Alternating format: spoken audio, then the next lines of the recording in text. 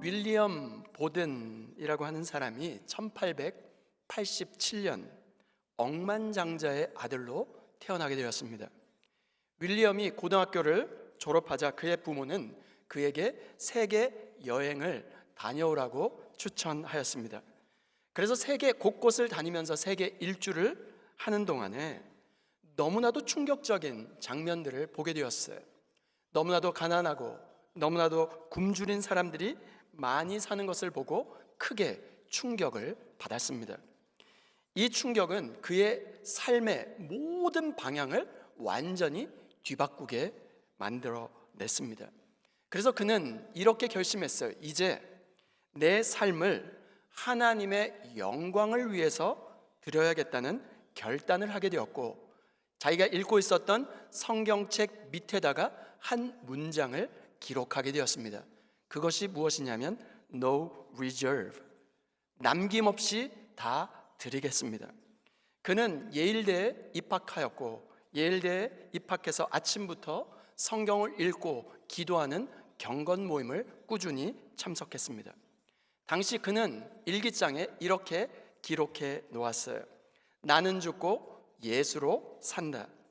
그는 예일대학 재학 중에 아버지가 돌아가시면서 막대한 재산을 물려받게 되었는데, 정말로 예일대학 다니고 있는 중에 아버지의 재산을 물려받게 되었어요. 그런데 예일대학 졸업 이후에 그는 수백만 달러에, 그 당시 1800년 되니까 수백만 달러라면 어마어마한 돈이 아닙니까? 그 막대한 유산을 포기하고 중국에 있는 이슬람 교도의 땅으로 선교사로 헌신하면서 다시 한번 성경책 뒷면에 이 문장을 적어 놓았습니다. No retreat, 결코 돌아가지 않겠습니다. 그런데 아랍어를 배우고 그리고 이슬람 지역 선교를 준비하기 위하여 이집트로 떠났습니다.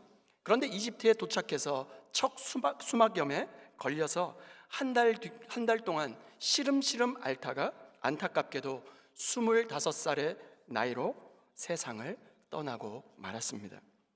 오늘 주일은 예수님이 십자가를 지시기 위하여 예루살렘에 입성한 그 절기를 기념하는 종려 주일입니다. 사람들은 나귀를 타고 예수님께서 예루살렘에 입성하는 그 순간 수많은 사람들이 종려나무 가지를 정말로 흔들면서 호산나 다윗의 자손이여 하면서 외치고 또 찬양했습니다. 오늘 본문은 이 장면을 클로즈업해서 이 장면을 담아내고 있습니다. 이 장면을 통해서 우리에게 분명한 종려주일을 맞고 있는 오늘 이 주일에 우리에게 분명한 주님의 메시지를 전달하고 싶으신 것 같아요. 주가 쓰시겠다 하라 하실 때 오늘 우리는 어떻게 반응하면 좋겠습니까? 옆에 좌우의 분들에게 이렇게 인사해 볼까요? 주가 쓰시겠다 하라. 주가 쓰시겠다 하라. 주님이 쓰시겠다라고 하시는데 어떻게 우리가 반응해야 할지 오늘 두 가지로 함께 살펴보고자 합니다. 첫 번째 교훈은 순종은 계산이 아니라 전적인 믿음이라는 것입니다. 누가복음 19장 28절 말씀입니다. 예수께서 이 말씀을 하시고 예루살렘을 향하여 앞서서 가시더라. 예수님께서 예루살렘을 향한 여정 가운데 지금 여리고 땅을 통과해 지나가십니다. 여리고에 누가 있었을까요? 잃어버린 자 한 명을 구원하시고자 그곳을 지나가셨어요. 그곳에 누가 있었을까요? 뽕나무 위에서 예수님을 기다리고 있었던 삭개오를 만나 그를 구원해 주시지 않았습니까? 이제 여리고를 출발해서 예루살렘을 향한 여정이 얼마 남지 않은 바로 그런 상황 가운데 있었습니다. 그런데 여리고에서 지금 예루살렘으로 올라가는 길은 결코 쉽지 않은 길이었어요. 굉장히 가파른 오르막 길이었습니다. 왜냐하면 여리고는 해수면보다 더 낮은 해수면 미만의 바로 250m에서 290m 더 낮은 저지대였어요. 반면 예루살렘은 어땠을까요? 해발 850m 정도 되는 굉장히 고지대였어요. 지금 여리고와 지금 예루살렘이 이렇게 되어 있어요. 이 둘 간의 높이 낙차만 1km가 넘는 그런 차이를 가지고 있었습니다. 그 가파른 길을 올라서 예수님은 어디에 도착했냐면 감람산 근처 벳바게와 지금 베다니 그 사이에 도착하셨어요. 28절에 보니까 예수님께서 예루살렘을 향하여 앞서서 가셨다라고 이렇게 표현되어 있습니다. 앞서서 가셨다는 것은 무엇을 의미하는 것일까요? 예루살렘을 향한 그 여정은 바로 예수님에게 어떤 여정이었을까요? 십자가를 지시기 위한 그 첫 발걸음이 아니었을까요? 그런데도 불구하고 그것을 두려워하거나 그것을 피하고 싶지 않으신 그 굳은 결심으로 앞서서 지금 나가셨다는 것입니다. 그런데 여러분, 예루살렘에 입성했다는 것은 무엇을 의미합니까? 십자가를 지시러 가는 길이 아닙니까? 그런데 이 모든 것을 아시는 예수님께서 적극적으로 앞장서서 그 길을 걸어 가셨다는 거예요. 감람산에 가까이 왔을 바로 그때였습니다. 마가복음 11장 1절과 2절 말씀입니다. 그들이 예루살렘에 가까이 와서 감람산 벳바게와 베다니에 이르렀을 때 예수께서 제자 중 둘을 보내시매 이르시되 너희는 맞은편 마을로 가라. 그리로 들어가면 곧 아직 아무도 타보지 않은 나귀 새끼가 매어 있는 것을 보리니 풀어 끌고 오라. 감람산에 가까이 도착했을 때였습니다. 예수님께서 갑자기 제자 중 둘을 먼저 보내셨어요. 어디로 보내셨을까요? 맞은편 마을로 가라고 말씀하셨어요. 예수님께서 제자 둘을 먼저 보내신 그 목적이 무엇이었을까요? 너희는 맞은편으로 가라고 말씀하시면서 거기 들어가 보면 한 번도 타보지 않은 나귀 새끼가 묶여져 있을 것이다. 그것을 풀어서 끌고 오라. 누가 묶거든 주가 쓰시겠다 하라. 그렇게 명령하고 지금 제자 둘을 보내셨습니다. 그런데 여러분, 누구 집에 가서 어디로 가서 어떤 낙이 점이 있는지 정말로 얼룩이 졌는지 그런 어떤 것도 구체적으로 언급을 안 하시고 그냥 이렇게 말씀하시는 거예요. 맞은편으로 가라. 맞은편 마을로 가서 그 집에 한 번도 타보지 않은 나귀 새끼가 있을 것이다. 풀어서 끌고 오라. 누가 묻거든 주가 쓰시겠다 하라. 구체적인 언급이 전혀 나오지 않습니다. 가서 그저 끌고만 오라고 명령하셨어요. 그런데 여러분, 이 부분에서 놀라운 사실이 하나 담겨져 있습니다. 무엇이냐면 제자들이 이 말을 듣고 예수님, 누구 집에 가면 그 나귀가 있습니까? 묻지 않았어요. 주님, 왜 나귀 새끼가 필요합니까? 지금 예루살렘에 들어가면 정말로 좋은 말을 타고 가야 되는 게 아닙니까? 왜 나귀 새끼가 필요합니까? 어떤 대꾸도, 어떤 불평도, 어떤 질문도 나오지 않고 있습니다. 제자들이 염려하거나 걱정했다는 그 표현이 어디 성경에도 등장하지 않고 있습니다. 예수님의 명령이 떨어지자마자 그들은 즉각적으로 순종하였습니다. 주 안에 사랑하는 여러분, 종려주일 아침 주님께서 오늘 이 말씀을 들고 우리에게 말씀하고 계십니다. 주 안에 사랑하는 여러분, 오늘 우리는 어떻습니까? 분명한 이유, 분명한 목적이 있어야 움직이지 않습니까? 아니요, 우리에게 무언가 유익이 있는지 없는지를 손익 계산을 먼저 따지고 계산하지 않습니까? 그런데 예수님께서 제자 둘을 보내셨던 그 장소가 어디였을까요? 굉장히 이 장소 안에 굉장히 중요한 영적인 의미가 담겨져 있습니다. 어디냐면 벳바게와 베단입니다. 벳바게라고 하는 것은 베이트, 바로 집이라고 하는 히브리어 단어입니다.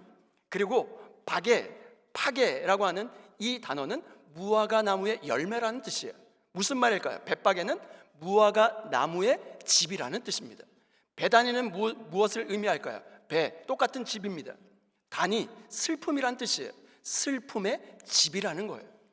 무화과 나무의 집과 지금 슬픔의 집 그 사이에서 지금 주님께서 제자 둘을 보내셨습니다. 이게 무슨 의미가 담겨져 있을까요? 무화과로 치면 아직 한 번도 먹어보지 못한 첫 열매의 집 벳바게와 슬픔의 집 베다니 사이에서 한 번도 타보지 않은 나귀 새끼를 타고 예루살렘에 입성하신 것입니다. 무슨 말일까요? 다시 말하면 이런 것입니다. 예수님이 누구나 값없이 먹을 수 있을 만큼 구원의 첫 열매가 되시기 위하여 한 번도 타보지 않은 나귀 새끼를 타고 지금 예루살렘에 입성하셨다는 것입니다. 그런데 여러분, 가라고 하면 가고 끌고 오라고 하면 무조건 끌고 오는 순종, 오늘 제자들이 보여주었던 제자들의 순종은 어떻게 해야 가능한 것일까요? 주님을 향한 전적인 믿음이 전제되지 않고는 즉각적인 전적인 순종이 이루어지지 않을 것입니다. 주님이 명령 내리셨다면, 주님의 말씀이라면 정말로 무조건 따지지 말고 토달지 말고 순종할 때 놀라운 기적이 일어나는 줄 믿습니다. 제자들은 이유와 목적도 묻지 않고 주님이 말씀하신 그대로 순종했습니다. 이것이 바로 전적인 순종인 것이죠. 계산이 아니라 믿음, 의심이 아니라 신뢰, 바로 지식이 아니라 관계에서부터 흘러나오는 전적인 순종 말입니다. 오늘 우리도 주님의 명령 앞에 우리의 생각을 내려놓고 우리의 모든 이성을 내려놓고 전적으로 주님의 명령 앞에, 주님의 말씀 앞에 전적으로 순종할 수 있는 저와 여러분 모두가 될 수 있기를 주님의 이름으로 축원드립니다. 누가복음 17장 10절 말씀 우리 다 같이 한번 읽겠습니다. 시작. 이와 같이 너희도 명령받은 것을 다 행한 후에 이르기를 우리는 무익한 종이라 우리가 하여야 할 일을 한 것뿐이라. 아멘이십니까? 옆에 좌우의 분들 눈을 한번 마주 보실까요? 이렇게 인사하겠습니다. 우리는 무익한 종이라. 우리는 무익한 종이라. 한 번 더 인사할 때는 우리가 하여야 할 일을 한 것뿐이라. 우리가 하여야 할 일을 한 것뿐이라. 아멘이십니까? 오늘 우리의 삶을 되돌아보면 어떻겠습니까? 어떤 일이 생깁니다. 어떤 문제가 생깁니다. 그러면 덜컥 겁이 나서 내가 할 수 있을까? 내가 이 일을 해낼 수 있을까? 먼저 걱정하지 않습니까? 안 되는 이유부터, 안 되는 것을 바로 핑계부터 찾지 않습니까? 그런데 주님께서 말씀하셨다면, 주님께서 명령하셨다면 그 말씀에, 주님의 명령에, 주님의 말씀에 우리의 생각과 이성을 순복하며 전적으로 그 말씀에 순종할 때 주님의 놀라운 역사가 일어나게 되는 줄 믿습니다. 해보지도 않고 안 된다고 말하지 말고 우리에게 명령하셨다면 그것을 명령하신 주님께서 이루실 것을 전적으로 신뢰하고 순종의 첫 발걸음을 떼보실 수 있기를 주님의 이름으로 축원드립니다. 우리의 자세는 바로 이런 것이 되어야 하지 않겠습니까? 이 명령을 받은 것을 다 행한 이후에 우리는 무익한 종이라, 우리가 하여야 할 일을 한 것뿐이라. 이 고백이 우리의 고백 될 수 있기를 주님의 이름으로 축원드립니다. 마가복음 11장 3절부터 6절 말씀입니다. 만일 누가 너희에게 왜 이렇게 하느냐 묻거든 주가 쓰시겠다 하라. 그리하면 즉시 이리로 보내리라 하시니 제자들이 가서 본즉 나귀 새끼가 문 앞 거리에 매여 있는지라 그것을 푸니 거기 서 있는 사람 중 어떤 이들이 이르되 나귀 새끼를 풀어 무엇 하려느냐 하매 제자들이 예수께서 이르신 대로 말한대 이에 허락하는지라. 왜 이렇게 하느냐 묻거든 이렇게 말하라 말씀하십니다. 주가 쓰시겠다 하라. 우리 다 같이 한번 따라합니다. 주가 쓰시겠다 하라. 다시 한번요. 주가 쓰시겠다 하라. 말씀을 한번 띄워놔 주시겠어요? 마가복음 11장 3절 주가 쓰시겠다 하라. 이게 굉장히 중요한 구절인데요, 예수님께서 처음으로 자신의 신분을 완전히 밝히시는 장면입니다. 여러분, 여기 주가 쓰시겠다 하라, 이 주라고 하는 이 원어 성경에는 정관사가 붙어 있어요. 어떤 정관사가 붙어 있냐면 그 주로 되어 있습니다. 그 주는 무엇을 의미할까요? 예수 그리스도를 가리키고 있는 것이죠. 그런데 여러분, 그 주는 주인을 뜻합니다. Master. 그런데 여러분, 주인이라고 하는 것은 지금 나귀 주인 그 이상을 뛰어넘는 주인을 의미하는 거예요. 무엇을 의미할까요? 온 우주 만물의 주인 되시는 예수 그리스도를 지금 지칭하고 있는 말씀인 것입니다. 예수 그리스도가 스스로 주 되심을 지금 온 천하 만민에게 선포하는 최초의 장면이 바로 오늘 말씀인 것입니다. 오늘 우리는 주가 쓰시겠다 하라에 예수 그리스도께서 쓰시겠다 하실 때 어떻게 대답하시겠습니까? 하나님, 주님, 저는 부족한데요. 저는 연약한데 아직 준비가 되어 있지 않은데요. 우리의 삶에 다가오는 고난, 아픔, 상처, 고통, 그 모든 것을 주가 쓰시겠다 말씀하실 때 그 주도권을 주님께 내어드린다면 주님의 영광의 도구로 쓰임받게 되는 줄 믿으시면 아멘 하시길 바랍니다. 제자들이 예수님이 말씀하신 대로 순종하였을 때 어떤 일이 벌어졌을까요? 6절에 예수께서 이르신 대로 말한대 이에 허락하는지라. 누구를 만났습니까? 나귀 새끼의 그 임자를 정확하게 만났을 뿐만 아니라 그대로 순종하였을 때 허락하여 풀어오게 만들어 내신 것입니다. 누가 묻거든 주가 쓰시겠다라. 주님께 모든 주도권을 내어드리는 주님의 말씀에 순종하여 주님의 역사에 귀하게 쓰임받는 저와 여러분 모두가 될 수 있기를 주님의 이름으로 축원드립니다. 두 번째, 작은 나귀로 등만 내어드려도 주의 영광을 실을 수 있다는 것입니다. 스가랴 9장 9절 말씀입니다. 시온에 따라 크게 기뻐할지로다. 예루살렘에 따라 즐거이 부를지어다. 보라, 내 왕이 내게 임하시나니 그는 공의로우시며 구원을 베푸시며 겸손하여서 나귀를 타시나니 나귀의 작은 것 곧 나귀 새끼니라. 그런데 놀랍게도 이 장면은 구약 성경에 이미 예언된 말씀이었어요. 예수님이 이 땅에 오시기 전 바로 약 520년 전에 예언된 말씀이었습니다. 예수님께서 감람산 근처에 도착하셨을 바로 그때 즉흥적으로 어디 나귀 새끼 한 마리 없나 좀 찾아봐라 이렇게 즉흥적으로 말씀하신 게 아니라는 것입니다. 스가랴 선지자, 그 선지자를 통해서 약 520년 전에 예언된 그 말씀이 예수님께서 예루살렘에 입성하실 바로 그때 그 장면에서 정확하게 그 예언된 말씀이 성취된 부분이라는 것입니다.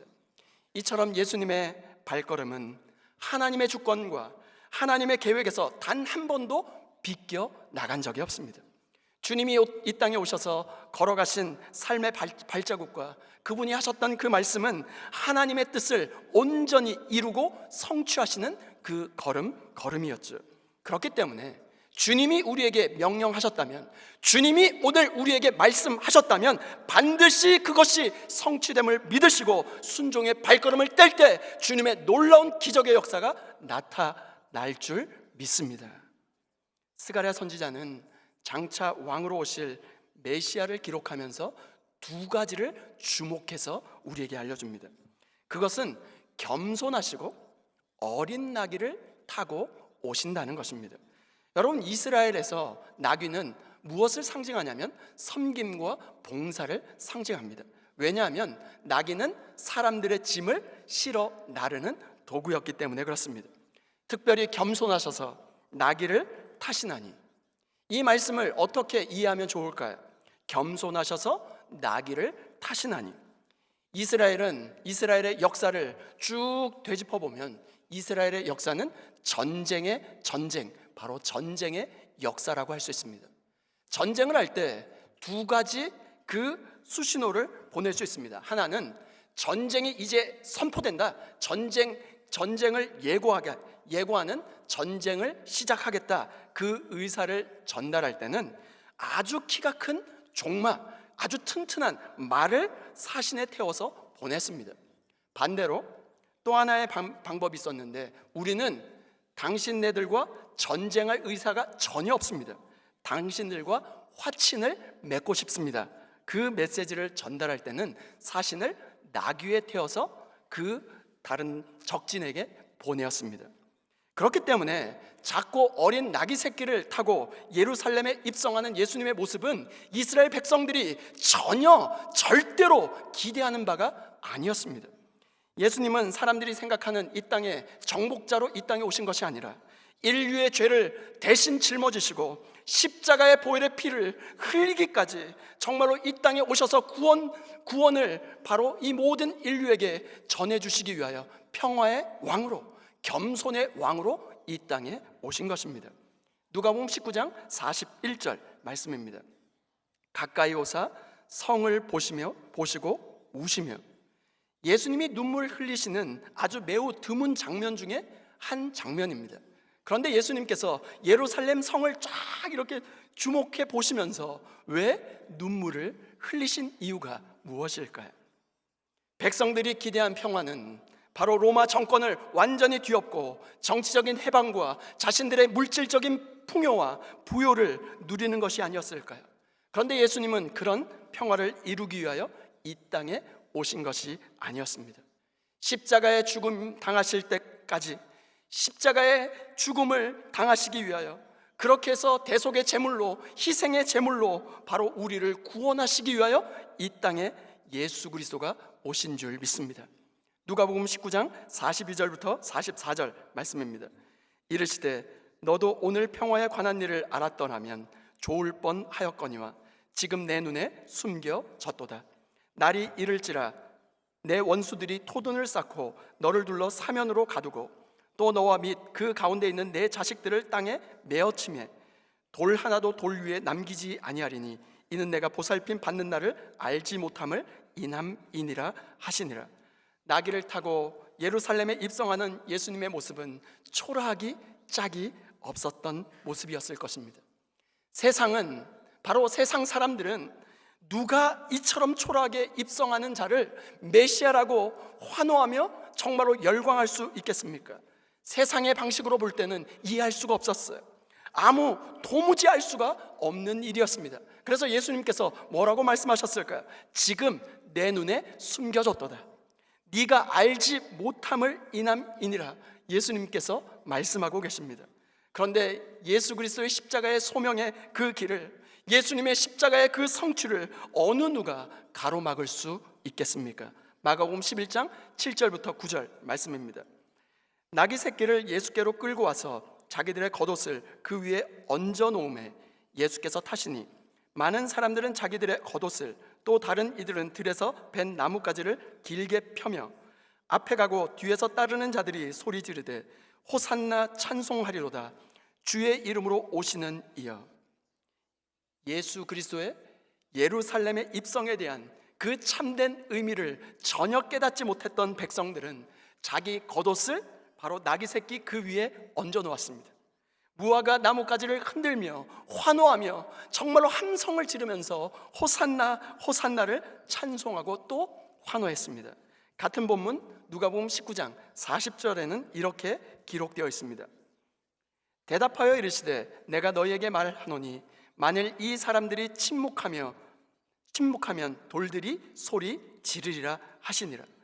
예수님을 향한 찬양은 결코 중단될 수 없고, 사람들의 찬양이 중단되면 예수님께서 다른 피조물, 바로 돌들을 깨워서 돌들에 의해서라도 찬양을 받으실 것이다 말씀하셨습니다. 앞으로 지금 뻔히 어떻게 일이 진행될지 다 예상되는 십자가의 고난을 아시면서도 예수님께서는 결국 예루살렘에 입성하고야 마셨습니다. 왜 그러셨을까요?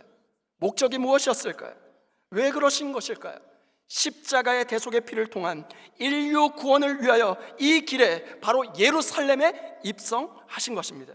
예수님의 영광스러운 예루살렘 입성을 위하여 참으로 많은 사람들이 도구로 쓰임받았습니다. 먼저 예수님께서 제자 둘을 맞은편 마을로 보내시며 나귀 새끼를 풀어 끌고 오라. 누가 묻거든 주가 쓰시겠다 하라 말씀하지 않았습니까? 제자들은 이것을 알았는지 몰랐는지 상관없이 스가랴 예언을 성취하는데 제자 둘이 쓰임받았습니다. 하지만 이런 배역들만 있었으면 얼마나 좋았을까요? 예루살렘 입성의 그 길목 가운데 전혀 반대되는 또 다른 배역들이 있었습니다. 누가복음 19장 39절 말씀입니다. 무리 중 어떤 바리새인들이 말하되 선생이여 당신의 제자들을 책망하소서 하거늘. 이 둘의 긴장은, 이 둘의 충돌은 복음서 전반 가운데 계속 흐르고 있습니다. 아니, 복음서뿐만 아니고 영적 전쟁과 같은 바로 우리의 삶에도 지금도 계속되고 있는 일이 아닐까요? 주 안에 사랑하는 여러분, 오늘 우리는 어느 편에 서기를 원하십니까? 나귀 새끼를 끌고 온 두 제자들, 졸지에 어린 나귀 새끼를 주님께 드려버렸던 나귀 주인, 겉옷을 나귀 새끼 위에 펼쳐놓은 사람들, 예수님의 그 예루살렘 입성에, 그 입성하는 길에 환영의 횡렬을 가득 채웠던 사람들, 아니 이 모든 일을 예언했던 스가랴, 이 모든 것들 가운데 바로 모두가 다 빛나는 조연들에 불과합니다. 이 모든 일을 성취하는 예수 그리스도, 주님만이 영광스러운 주연, 바로 주연 배우가 되는 것이죠. 오늘 우리는 어떠한 배역을 감당하고 계십니까? 주님께 나귀 새끼의 작은 등을 내어드려서 예수 그리스도를 등에 태우는 주님의 영광을 실어 나르는데 쓰임받는 영광의 도구, 복음의 도구, 평화의 도구로 쓰임받을 수 있는 저와 여러분 모두가 될 수 있기를 주님의 이름으로 축원드립니다. 다 함께 따라해 보실까요? 순종은 계산이 아니라 전적인 믿음이다. 작은 나귀로 등만 내어드려도 주의 영광을 실을 수 있다. 아멘이십니까? 예수님의 명령 앞에 따지는 계산보다 전적인 믿음으로 반응할 수 있기를 주님의 이름으로 축원드립니다. 제자들이 나귀를 끌고 오라는 그 명령에 아무런 조건도 아무런 대꾸도 하지 않고 전적으로 순종하지 않았습니까? 연약하고 쓸모없어 보이는 작은 나귀 새끼도 주님께 쓰임받을 때 예수님을 등에 태우는 놀라운 영광스러운 역할을 감당하지 않았습니까? 우리 역시 능력, 조건이 아니라 내어드림, 주님 내가 시간을 내어드립니다. 나의 물질을 내어드립니다. 나의 관계를 내어드립니다. 나의 상처를 내어드립니다. 나의 고통을 내어드립니다. 나의 눈물을 내어드립니다. 주님께 내어드림이 주님께 쓰임받는 길임을 기억할 수 있기를 바랍니다. 예수님께서 나귀 새끼를 쓰셨듯이 오늘 우리도 주님께 우리의 등을 내어드리면 어떻겠습니까? 누가 묻거든 주가 쓰시겠다 하라, 이렇게 대답하면서 말이죠. 나귀로 태어나 나귀로 살다가 그 사람의 짐을 싣다가 그냥 나귀로 끝날 그 나귀 새끼가, 작은 나귀 새끼가 주님께 쓰임 받았을 때 주가 쓰시겠다 하시니 예수님을 등에 태우는 영광스러운 도구로 쓰임 받지 않았습니까? 여러분, 쓰임 받는다는 것은 크고 좋은 말, ability, 능력이 중요한 게 아니라 나귀를 쓰시듯 우리의 있는 그대로의 그 모습, availability가 더 중요합니다. 주님, 나의 availability를 주님 앞에 올려드립니다. 나의 연약함, 나의 부족함, 나의 눈물, 나의 아픔, 나의 상처, 이 모든 것 주님이 쓰신다면 availability를 주님 앞에 올려드릴 때 주님께서 ability가 아니라 availability를 주님께서 사용하시면 작은 나귀 새끼로 예수 그리스도를 등에 태우는 영광스러운 도구가 될 줄 믿으시면 아멘 하시기 바랍니다. 설교 서론에 나누었던 윌리엄 보든의 이야기를 마무리하면서 설교를 마무리하고자 합니다. 윌리엄 보든의 삶을 살펴보면 하나님의 구원, 하나님의 축복, 하나님의 응답이 무엇인지 회의가 들 수 있습니다. 예수님을 따르기 위하여 가족도 재산도 미래까지 다 포기했는데 결국 선교지 땅을 단 한 번도 밟아보지 못하고 세상을 떠났으니 말이죠. 그가 선교지에 도착하지도 못하고 세상을 떠났다는 사실만 보면 이 모든 것이 실패처럼 보일 수 있습니다. 그러나 그의 순종은 결코 헛되지 않았습니다. 그의 삶과 헌신은 수많은 젊은이에게 영적인 불씨가 되었고 예일대학의 영적인 놀라운 부흥의 불씨가 될 뿐만 아니라 수많은 젊은이들이 선교사로 헌신하게 되었습니다. 윌리엄 보든이 세상을 떠난 뒤 그의 성경책 안에 세 번째 문장이 발견되었습니다. No reserve, no retreat. 마지막 no regret. 남김없이 다 드렸고 결코 돌아서지 않았으며 결코 후회함이 없었다. 그 고백이 오늘 종려주지를 맞는 우리에게도 깊은 울림으로 남아 있습니다. 나귀 새끼조차 주가 쓰시겠다 하실 때 주님을 태우는 영광스러운 도구가 되었습니다. 오늘 우리의 삶도 우리의 몸도, 우리의 시간도, 우리의 물질도, 우리의 관계도 주가 쓰시겠다 하실 때 기꺼이 내어드려 주님의 영광스러운 도구로 쓰임받을 수 있는 저와 여러분 모두가 될 수 있기를 주님의 이름으로 축원드립니다.